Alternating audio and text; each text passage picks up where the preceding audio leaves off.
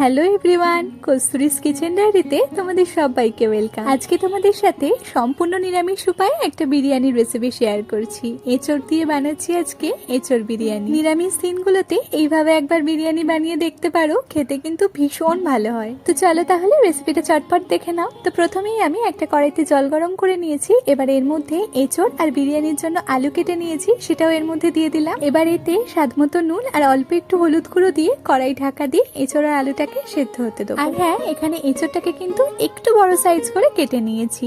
আর এঁচড় আর আলুটাকে কিন্তু আমরা পুরোপুরি সেদ্ধ করব না, এঁচড় আর আলুটা প্রায় 50% মতন সেদ্ধ করে জল থেকে তুলে নিলাম। তো এঁচড় আর আলুটা তুলে নেওয়ার পর তারপর কড়াইতে আমি সর্ষের তেল গরম করে এর মধ্যে প্রথমে এঁচড়গুলোকে দিয়ে দিলাম। এবার এই এঁচড়গুলোকে নেড়ে চেড়ে বেশ একটু লাল লাল করে ভেজে তুলে নিলাম। হালকা করে সেদ্ধ করে নেওয়া এঁচড়গুলোকে এইভাবে যদি একটু লাল লাল করে ভেজে নিয়ে তারপর রান্নাটা করা হয় তাহলে কিন্তু এটা খেতে বেশি টেস্টি হয়। এরপর ওই বাকি তেলের মধ্যে আলুগুলোকে দিয়ে এগুলোকেও বেশ একটু ভালো মতন ভেজে তুলে নিলাম।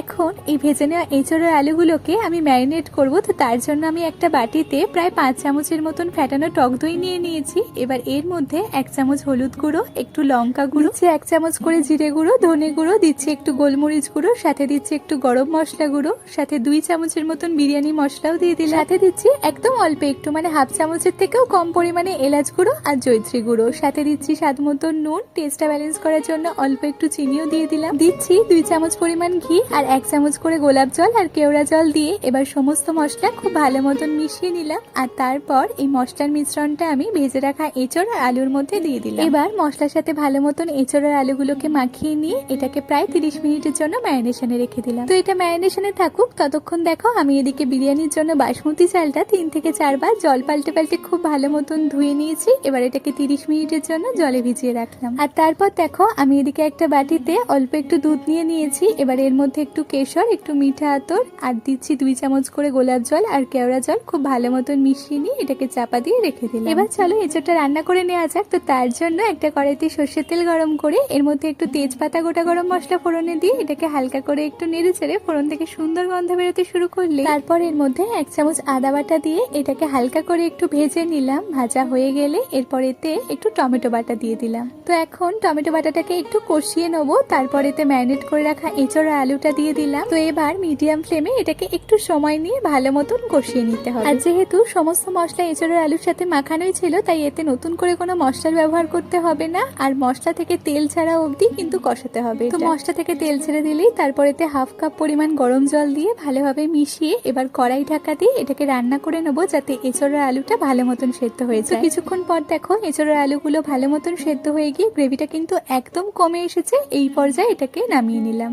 এবার চলো বিরিয়ানির জন্য রাইসটা বানাবো। তো তার জন্য একটা পাত্রে জল গরম করে নিয়েছি। এবার এতে একটু গোটা গরম মশলা, তেজপাতা, একটা স্টার আনিস, স্বাদ মতো নুন আর একটু ভিনিগার দিয়ে দিলাম। নুনটা কিন্তু এখানে অবশ্যই পরিমাণ মতন দেবে, যাতে ভাতে ভালো মতন নুন হয়। আর ভিনিগারটা দিলে কিন্তু একদম সাদা ধপধপে ভাতটা তৈরি হয়। তো এবার এটাকে ভালো মতন একবার মিশিয়ে নিয়ে এটাকে কিছুক্ষণ হাই ফ্লেমে ফুটিয়ে নেবো। আর চালটা প্রায় 80% মতন সেদ্ধ হয়ে গেলে তারপর ভালো মতন জল ঝরিয়ে তুলে নিলাম। এখানে খেয়াল রাখবে চালটা কিন্তু আমরা 100% মতন সেদ্ধ করছি না, প্রায় 80% মতন সেদ্ধ করেই তুলে নিই। তো এবার ফাইনালি বিরিয়ানিটা যেই পাত্রে বসাবো সেটাই প্রথমে কেশর মেশানো দুধ কিছুটা দিয়ে দিলাম, সাথে একটু ঘি দিয়ে দিলাম। তারপর এর উপর থেকে কিছুটা রাইস দিয়ে দিলাম। তারপর এই রাইসের উপর থেকে এঁচড় আর আলুগুলো দিয়ে দিচ্ছি আর কিছুটা বিরিয়ানি মশলা চারিদিকে ছড়িয়ে দিলাম। তারপর আবারও বাকি রাইসটা দিয়ে দিলাম আর সাথে কেশর মেশানো দুধটাও দিয়ে দিলাম। তারপর বিরিয়ানি মশলা কিছুটা ছড়িয়ে দিলাম আর দিচ্ছি কিছুটা ঘি। তারপর এটা একটা ঢাকা দিয়ে একদম লো ফ্লেমে একটা তাওয়ার উপরে বসিয়ে 20 থেকে 25 মিনিটের জন্য দমে রেখে দিলাম।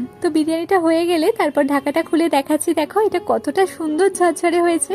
আর এই বিরিয়ানিটা খেতে এত সুন্দর হয়েছিল, তোমরা একবার বাড়িতে অবশ্যই বানিয়ে দেখো। আশা করছি সবার ভীষণ পছন্দ হবে। তাহলে আজকের মতন এইটুকুই, দেখা হচ্ছে তোমাদের সাথে আবারও কাল নতুন একটা রেসিপি নিয়ে। আর ততক্ষণ আমার এই রেসিপিটা যদি ভালো লেগে থাকে তাহলে চ্যানেলটাকে প্লিজ একটা সাবস্ক্রাইব করে দিও।